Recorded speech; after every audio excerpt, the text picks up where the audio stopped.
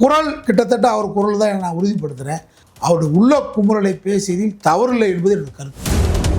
எடப்பாடி சொன்ன வாக்குறுதியின் அடிப்படையில் அதிகாரிகள் கம்ப்ளீட்டாக மாற்றப்படுவார்கள். வாக்கு இயந்திரத்தில் மிஷினில் கோளாறு நடக்குமா? நடக்கும். பாஜகவுக்கு மாதம் மாதம் பணம் கொடுக்குறாங்க சார். மூர்த்தி நேரெல்லாம் கட்டிக்கு போகுது. ஆட்டுப்புள்ள அண்ணா புழுக்கைக்கு இவங்களை வச்சு வாங்கிட்டேன், பல கோடி வாங்கிட்டேன். உலகத்திலே பாருங்கள், ஒரு பாரதிய ஜனதா கட்சி தலைவராக இருந்து ஒரு 1000 கோடிக்கு மேலே சம்பாதிச்சு எஸ்டேட் வாங்கிட்டேன். கலைஞருக்கு வச்சா அந்த சிலையை நான் உடைப்பேன்டாரு. நான் நேரம் எந்திரிச்சேன், மண்டையை உடைப்பேன்னு பெரிய தகராறு ஆயிடுச்சு. அண்ணா இருந்த இடத்துல என் வீட்டு சொருநாயை பொறுப்புன்னு சொன்னா அவன்லாம் நம்ம மன்னிக்கிறதா?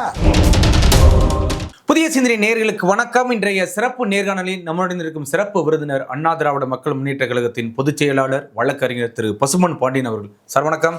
வணக்கம். எப்படி சார் இருக்கீங்க? நலமா இருக்கேன் சார். இப்போ திமுக வட்டாரத்தில் பெரிதும் பேசப்பட்டவர் ஆர் ராசா. இன்னைக்கு அவரோட ஆடியோ ஒன்று இன்னைக்கு ரிலீஸ் ஆயிருக்கு. எப்படி சார் பாக்குறீங்க? அது எந்த அளவுக்கு உண்மைத்தன்மைன்னு எனக்கு தெரியல. ஏற்கனவே பிடிஆர் பல்வேல் தாராஜ் ஆடியோ ஒன்று ரிலீஸ் ஆச்சு. ஆமாம். அதை ஆட்டுப்புழுக்கு அண்ணாமலை ரிலீஸ் பண்ணி விட்டார். இப்போ அந்த கம்பெனிலேருந்து தான் ஒருத்தர் மாரிதாஸா யாரோ ஒருத்தர் ரிலீஸ் பண்ணியிருக்காருன்றாங்க. ஆனால் அவர் குரல்னால் அவர் குரல் மாதிரி தான் தெரியுது. கிட்டத்தட்ட சந்தேகம்னு சொன்னாலும் ஒரு நம்பகத்தகு மாதிரி தான் இருக்குது. அவர் சொன்ன செய்தி எனக்கு தெரிஞ்சு உண்மை. என்னன்னு கேட்டால், அவர் இந்த ஊழல் வழக்கில் அலைக்கட்டு ஊழல் வழக்கில் கைது செய்யப்பட்டவுடன் அவரை திராவிட முன்னேற்ற கழகத்திலிருந்து யாருமே போய் பார்க்கல. அந்த வருத்தம் இருக்க தானே செய்யும் சார். கண்டிப்பாக ஒரு மனிதனுக்கு இருக்கணும். 2 மாதம் நான் இருந்தாதான் மனிதன். ஆமாம், நான் இந்த அளவுக்கு வருத்தப்பட்டிருப்பேன். அவர் போய் பார்க்கலன்றது எனக்கு நல்லா தெரியும். கனிமொழி அவர்கள் கைது செய்யப்பட்டவுடன், அதே சிறையில் அடைக்கப்பட்டவுடன் வரிசையாக போய் பார்த்தது உண்மை. கனிமொழியை பார்த்துட்டு இவரை பார்க்காம வர முடியாதுக்காக தவிர்க்க முடியாமல் பார்த்துட்டு வந்ததாக அவர் உணர்கிறார். அப்படி ஒரு சம்பவம் நடந்த செய்தி உண்மை. நான் அவர் பேசுகிறது உண்மையா? பேசியிருந்தாலும் அவர் மனப்புழுக்கத்தை, அவர் மன வருத்தத்தை, எந்த மனிதனுக்கு ஏற்படக்கூடிய மனத்தாங்கல் தான். அதை நான் ஒரு பெருசாக எடுத்துக்கிற விரும்பலை. ஏன்னு கேட்டால், இதை ஒரு புரணி மாதிரி ஸ்டார்ட் பண்ணி விட்டுருக்காங்க. ஆனால் அப்படி ராஜாவுக்கு நடந்த கொடுமை அது. அவர் இன்னொன்று கூட சொல்கிறார். அழகிரி பார்த்தாரு, கலைஞர் டிவிக்கு எவ்வளோ ஃபண்டை போச்சு, நீ தானே வாங்கி கொடுத்த, அப்போ ஸ்டாலின் தானே வாங்கி கொடுக்க சொன்னது, ஸ்டாலினை காட்டி கொடுத்துருவா. அது அவங்க உள்ளுக்குள்ளே நடந்த சண்டை, அண்ணன் தம்பிக்குள்ள நடந்த சண்டையில் இப்படி சொல்கிறாரு. இதையெல்லாம் ஒரு மனுஷன் தாங்கி இருக்கணும்ல. அதனால் ராஜா பேசுனதில் உண்மைத்தன்மை எவ்வளோன்னு எனக்கு தெரியல. குரல் கிட்டத்தட்ட அவர் குரல் தான் நான் உறுதிப்படுத்துகிறேன். ஆனால் அப்படி பேசியிருந்தாலும் அவருடைய உள்ள குமுறலை பேசியதில் தவறில்லை என்பது எனக்கு கருத்து. ஏற்கனவே பிடிஆர் பேசிட்டு அவரை அமைச்சர் பதவியிலேருந்து மாற்றிட்டாங்க. இவருக்கு ஏதாவது பதவி பறிக்கப்படுமா? அப்படி சார் பதவி பறிக்கிற அளவுக்கு ஒன்றும் தவறாக பேசலை, உண்மையை தான் பேசியிருக்காரு. அதனால் பதவி பறிக்கிற அளவுக்கு பேச்சு இல்லை. அதில் பதவி பறிக்கப்படாதுன்னு கருதுகிறேன். ஏன்னா நீங்கள் பாருங்கள், சென்னையில் நான் ஒரு முறை சேப்பாக்கம் மைதானத்திட்ட போயிட்டு இருந்தேன். கலைவாணர் ரங்கத்தில் என்னன்னு கேட்டால், கலைஞர் அவர்களுக்கு பேனா நினைவு சின்னம் வைக்கிறதுக்காக அங்கே ஒரு பெரிய கருத்து ஆய்வு கூட்டம் நடந்துக்கிட்டு இருக்கு, கருத்து கேட்பு கூட்டம் நடந்துக்கிட்டு இருக்கு. நாங்கள் யாருன்னா சீமான் உள்ளே இருக்கார் அப்படின்னாங்க. நான் உள்ளே போயிட்டேன். போனால் அவர் கலைஞருக்கு வச்சா அந்த சிலையை நான் உடைப்பேன்டாரு. நான் நேரம் எந்திரிச்சேன், மண்டையை உடைப்பேன்னு பெரிய தகராறு ஆயிடுச்சு, வைரல் ஆயிடுச்சு அன்னைக்கு. அவர் அது மட்டும் சொல்லலை, கள்ளக்குடி கொண்ட கருணாநிதின்ற பாட்டை கள்ளத்தனம் புரிந்த கருணாநிதினு பாடுறாரு தமிழ்நாடு பூரா. இப்படிப்பட்ட மனிதனை நடுவடுகளை கூட்டு உட்கார வச்சு ஸ்டாலின் பேசுகிறாரு. அதை விட ஒன்றும் ராஜா தப்பாக பேசுறீ. அவரவே மன்னிச்ச சீமானவே மன்னிச்ச ஸ்டாலின் அவர்கள் ராஜாவை மன்னிக்க மாட்டாரா? நான் மண்டையை உடைப்பேன்னு சொன்னேன், எனக்கு சீட்டு கொடுக்கல. இங்கே சேப்பாக்கத்தை சுற்றி அமைச்சர்கள், மந்திரிகள், எம்எல்ஏக்கள், மாவட்ட செயலாளர்கள் ஒரு ஆள் கூட சீமானை எதிர்த்து பேசலை. சீமான் தினசரி கலைஞர் குடும்பத்தை இன்னும் பேச்சு இல்லை, அவதூறு பேசுகிறாரு, பாட்டு பாடியே கலாய்க்கிறாரு, பாட்டு பாடி கலாய்க்கிறார். அவரை நடுவர்களை கூட உட்கார வச்சு பேசுகிறீங்கன்னா, அது மாதிரி எச் ராஜா கலைஞர் குடும்பத்தை தரக்குறவாக பேசுகிறது, திராவிட சித்தாந்தத்துக்கு எதிராக பேசுகிறது. அவருக்கு உடம்பு முடியாட்டினா 4 தடவை போய் பார்க்குறாரு முதலமைச்சர். இல்லை, அது ஒரு அரசியல் மாண்பு தானே சார். ஒரு தடவை பார்க்கலாம், என்ன மாண்பு? அண்ணா இருந்த இடத்துல என் வீட்டு சொருநாயை பொறுப்புன்னு சொன்னா ஒருத்தர், அவன்லாம் நம்ம மன்னிக்கிறதா? இவங்கெல்லாம் மன்னிக்கும் போது நாங்களாம் என்ன பெரிய தப்பு பண்ணிட்டேன், ஏன் எங்களுக்கு சீட்டு கொடுக்கல? ராஜா என்ன பெரிய தப்பு பேசிட்டாருன்றேன் நான். இல்லை, அந்த ஆடியோ போலி தான் முடிஞ்சால் வழக்கு போடுங்க அப்படிங்கிறாரு. வழக்கு அது நான் சொல்கிறேன் கிட்டத்தட்ட உண்மைன்றேன். அப்படி இல்லைன்னா வழக்கு போடுங்கன்னு சொல்லிட்டாரு. வழக்கு போட்டு பார்க்க வேண்டியதான். அதனால் என்ன சொல்லிட்டு கேட்டால், இல்ல இதே மாதிரி இப்ப மூத்த நிர்வாகிகளுக்கு இந்த மனக்குமுறல் இருக்கதானே சார் செய்யுது திமுக. 100க்கு 100 இருக்கு. எப்படி நீங்க வெளிப்படையா வந்து இப்ப நம்மளுடைய சேனல்ல பேசுறீங்க, இதே மாதிரி பல பேருக்கு இருக்கு. நாங்க பேசாம இருந்தோம், இப்ப நாங்க பேசாட்டினா நாங்க ஏதோ பெட்டி வாங்கிட்டு அறிவாலயத்துக்கு சொல்றாங்க, எங்க பேச்சு கீழே போடுறாங்க, நீங்க அறிவாலய முட்டு ஆமா 200 ரூபீஸ் அப்படின்னு போடுறான்ல. நாங்க எவன்ட்டு எங்களை விலைக்கு எவனும் வாங்க முடியாது. கொரோனா நிவாரண நிதி திமுக ஆட்சிக்கு வந்த 10 நாள்ல தமிழ்நாட்டில் ஆட்சி நெருக்கடியில் இருக்கு, நிதி நெருக்கடியில் இருக்குன்னு சொல்லி 10 லட்ச ரூபாய் என் குடும்ப நிதியாக கொடுத்து வந்து உதயநிதி ஸ்டாலின்ட்டு. நான் எந்த மந்திரி வீட்டிலும் போய் நிற்கிறதும் இல்லை, டெண்டர் கேட்கறதும் இல்லை. அன்றாட உடைக்கிறேன், சாப்பிட்றேன், உண்மையை பேசக்கூடாது இருப்பேன், உரிமை குரலாக இருப்பேன், உரிமை கீதமாக இருப்பேன். அதனால் நான் பேசுகிறேன். இப்போ இவ்வளோலாம் நாங்கள் பேசாததுக்கு காரணம் அறிவாலயத்துக்குள்ளே ஆர்எஸ்எஸ் வரல. நீங்கள் எங்களை மதிக்கிறேன்னு நினச்சா நீங்கள் எங்களை மிதிக்கிறேன்னு இப்போ தெரியும். அப்போ நாங்களும் சில உண்மைகளை பேசி தான் ஆகணும். உண்மை ரொம்ப நாள் பூட்டி வைக்க முடியாது. பூட்டினா ஹார்ட் அட்டாக் வந்துடும் மனசுக்கு. உண்மையை திறந்து பேசுவோம். திறந்த ஜனநாயக நாடு, கருத்து சுதந்திரம் உள்ள நாடு. நாங்கள் தேர்தல் நேரத்தில் இன்னும் பேசினா அது நாங்கள் பயிற்சி பெற்ற திராவிட கருத்திற்கு எதிராக இருக்குன்றதுக்காக இன்னும் பல உண்மைகளை பூட்டி வச்சுருக்கோம். நீங்கள் இதே பாணியில திராவிட முன்னேற்ற கழகம் தொடர்ந்தீங்களாக்க நாங்கள் கொள்கைவாதிகளை மதிக்க மாட்டோம். திமுகவில் இருக்கிற கொள்கைவாதிகளை தூக்கி போட்டு மிதிப்போம். சீனியருக்கு மரியாதை இல்லை, பணம் கொண்டவனுக்கு சீட்டு கொடுப்போம், பணம் கொண்டு மந்திரி கொடுப்போம். சித்தாந்தம் பேசுகிற பொன்முடிக்கு மனோ தங்கராஜ் என்ன தப்பு பண்ணார்? அமைச்சராக இருக்கிறவர், அவர் தொகுதியை கேட்கவே இல்லை. 13ஆம் தொகுதியை கம்யூனிஸ்ட் கட்சி தூக்கி கொடுக்குறீங்க. அவர் ஒருத்தர் தான் முகநூல்ல பாஜகவை எதிர்த்து பேசுகிறார். நீங்கள் 234 தொகுதியிலேயே மனோ தங்கராஜ் தொகுதியில் தான் நீங்கள் பார்த்தலாம் ஆச்சரியம் அதிசயம் 43 குவாரி இருந்ததை கேரளா கடத்திக்கிட்டு இருந்தேன். குவாரியை பூரா முறைகேடான குவாரியை குறைச்சி 4 குவாரியாக குறைச்சி 25 செக் போஸ்ட் போட்டவர் மனோ தங்கராஜ். அவருக்கு ஏன் சீட்டு இல்லை? அதான் பிஜேபி அட்டாக் பண்ணுறாரு. கார்பரேட் முதலாளி மலைக்காரன் பூரா வந்துடுவான்ல, குவாரிக்காரன் பூரா ஒன்று சேர்ந்துருவான். இந்துத்துவாவும் கார்பரேட்டும் கூட்டு சதி திமுகவில் சேர்ந்து செய்யலாமா? திமுக தலைமை போகலாமா? மனோ தங்கராஜ் என்ன தவறு பண்ணார்? இயற்கை வளங்களை கேரளாவுக்கு கடத்திக்கிட்டு இருந்த குவாரி ஓனர்கள் சீட்டு கொடுக்கூடாதுன்னு சொல்கிறேன். அங்கே ஆர்எஸ்எஸ் கன்னியாகுமரி மாவட்டத்தை காவிமயமாக்கிட்டு இருக்கேன். அங்கே சித்தாரியாக மனோ தங்கராஜ் போராடுகிறார். அதற்காக ஒரு சீட்டு மறுக்கப்பட்டதா? திருப்பூர் விவகாரத்தில் திமுக மாவட்ட செயலாளர் தளபதி பேசினாரா? திமுக மந்திரி மூர்த்தி பேசினாரா? சாதாரண சாமானியமானவர்கள் நாங்கள் பேசுகிறோம். டேய் மலைக்கு வந்துட்டு திரும்ப முடியாதான்னு கேட்குறோம். ஆர்எஸ்எஸ் காரன் மலையில் உருட்டி விட்டுருந்தான்னு சொன்னான். அப்போ ஆர்எஸ் சித்தாந்தத்தை திமுகவுக்கு வலுவாக பேசினா எங்களை நீங்கள் மதிக்கலை. பாண்டே வீட்டுக்கு போகிறீங்க, எஸ்வி சார் அப்பனுக்கு போய் தெருவுக்கு பேர் வைக்கிறீங்க. அப்போ என்ன அர்த்தம்?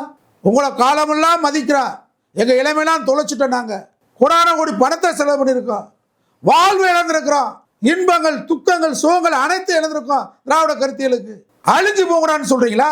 தானே அர்த்தம். என்ன நோக்கம் எங்களை புறக்கணிக்கிற காரணம்?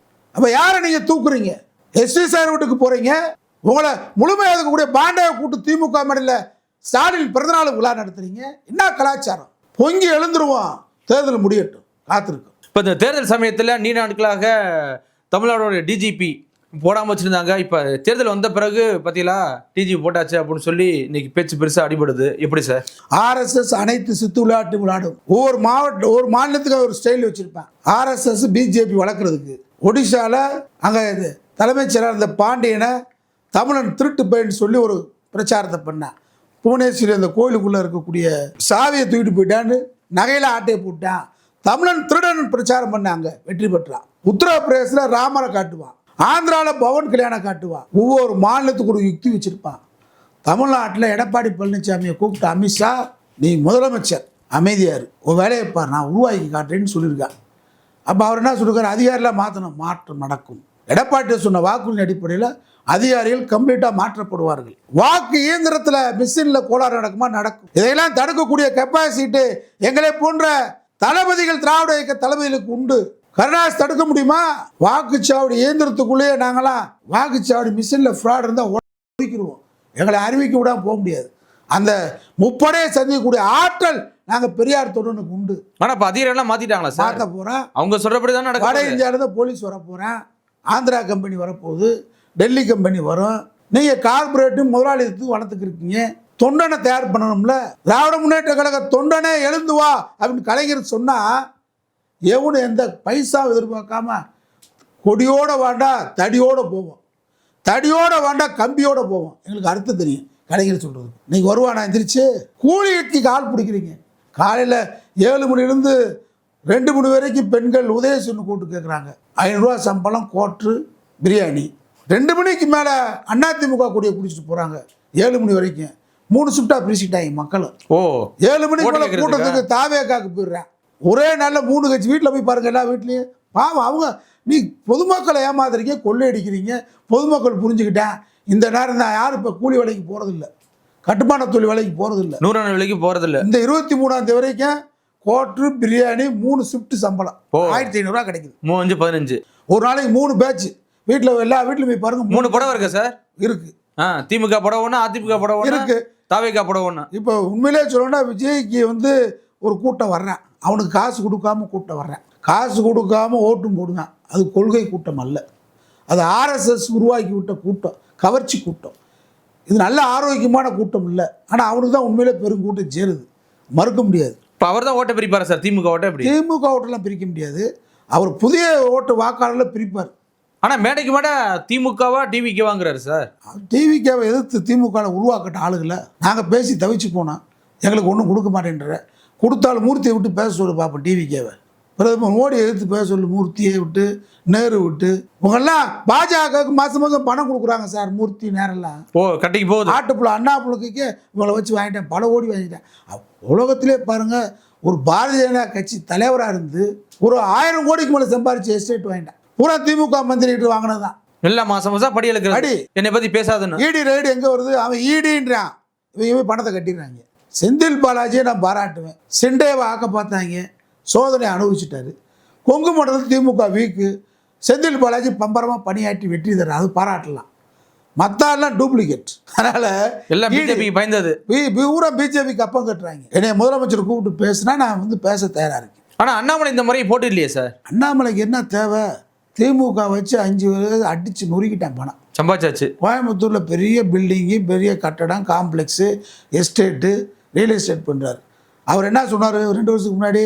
வீட்டு வாடகை நண்பர் கொடுக்குறேன், பேண்ட்டு நண்பர் வாங்கி தர்றேன், சட்னி நண்பர் வாங்கி தர்றேன், காலை இட்லி ஒரு ஆள் வாங்கி தர்றேன், சட்னி ஒரு ஆள் வாங்கி தர்றேன். எப்படி வந்து சித்திரம் ஓடிக்கு சொத்து வாட்சு இன்னொரு நண்பர் வாங்கி கொடுத்தேன். நான் பில்லு கேட்டேன், பில்லு இல்லைன்ட்டான். அதனால் திமுக வச்சு இன்றைக்கி சம்பாரிச்சது யாருன்னு கேட்டால் ஆர்எஸ்எஸ் சங்பரிவார் கூட்டம். மந்திரிகள் பூரா கப்பம் கட்டுறான் போய். அதனால் விஜய்க்கு சேர்ற கூட்டம் ஒரு கவர்ச்சி கூட்டம். கவர்ச்சி நடிகையை பார்க்க போகிற மாதிரி கவர்ச்சி நடிகரை பார்க்க போகிறான். எங்களுக்கெல்லாம் என்ன வருது? நீ கொள்கை கூட்டமாக மாற்று.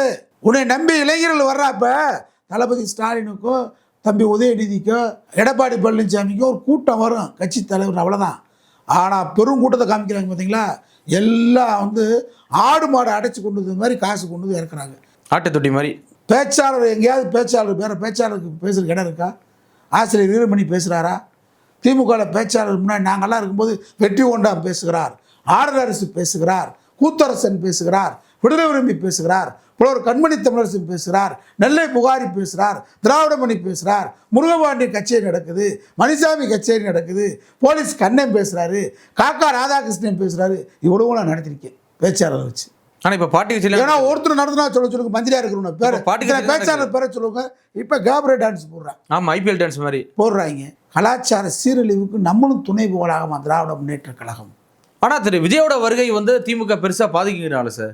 பாதிக்குன்னு திமுக நினைக்கிது. என்னைய பொறுத்தவரை அவள் பாதிப்பு இல்லைன்னு நான் கருதுகிறேன். அது புதிய ஜென்ரேஷனை வாங்குது. சைமன் சீமான் ஓட்டை கம்ப்ளீட்டாக காலி பண்ணுது. சைமன் சீமானுக்கு பெரும் பாதிப்பு. ஆனால் தாவேக்கா போராட்டம்லாம் பார்த்தீங்கன்னா நிறைய இடத்துல காவு வாங்கிட்டே இருக்கு சார். நேற்று கூட பார்த்தீங்கன்னா ஆதவஜனா ஒரு காவல்துறையோடைய காலை ஏறி இறக்கிட்டாரு. அவருக்கே பாவம் காடு உடஞ்சிருக்கு. எப்படி சார் இது? அது வருத்தப்பட மாட்டாங்கடா. அவங்க காவு வாங்குறதுக்கே பிறந்த கட்சி தாவேக்கா கட்சி. 41 பேர் இறந்தான், வருத்தப்பட்டாங்களா? தாவேக்கா கூட்டம் நடந்து இது வரைக்கும் மரண செய்தி, மரண ஓலம், கண்ணீர் வடிக்காத, இரங்கல் இல்லாத செய்தி எந்த கூட்டமாக இருக்கா? உளுந்தூர்பேட்டையிலேருந்து, மதுரையிலேருந்து அவங்க நடத்துகிற அத்தனை கூட்டத்துலையும் மரணம். சேலத்தில் இப்போ சாகலையா? வட இந்திய தொழிலாளி அவர் காரை ஏற்றி அவர் உயிரோடு இருக்கார்ல, உயிரோடு இருக்கார். அந்த அளவுக்கு பரவாயில்ல, பாராட்டலாம். கொள்றதுக்கே பிறந்த கட்சி மனிதர்களை. வெயில் வேற பெருகிருச்சு, கூட பல பெண்களும் மயக்கம் விழுந்துட்டாங்க. கோடை வெயில் கூட போகுது. நான் தாய்மார்களுக்கு, அந்த தற்கூரிகளுக்கு பேட்டி வாயிலாக சொல்ல விரும்புது, கடுமையான கோடை காலம் பார்த்து போங்க. உயிர்கள் வந்து விலை மதிக்க முடியாத உயிர். இந்த தற்கூரியை பார்க்கறதுக்காக விலை மதிக்க முடியாத உயிரை இழக்காதீர்கள் தான் என்னுடைய வேண்டுகோள். வழியோட வந்திருக்கேங்கிறாரு சார் விஜய். என்ன வழி? அதான் ஏதோ ஒரு வழியோட வந்திருக்கு. என்ன எல்லா வழி வழியும் வந்திருக்கேங்கிறாரு. இடுப்பு வழியா, குறுக்கு வழியா, குறுக்கு வழியா, என்ன வழி? அதனால் அவர்லாம் வந்து அரசியல் களத்தில் பிஜேபி இறக்கி விட்டுருக்கேன், அவரை ஆர்எஸ்எஸ் கும்பல் இறக்கி விட்டுருக்கு. அவருக்கு எந்த வழியும் கிடையாது. வரியை ஏய்ப்பதற்காக அவர் சம்பாதிச்ச பிளாக் மணியை ஒயிட் மணியை ஆக்குறதுக்காக தேர்தல் நிற்கிறாரு.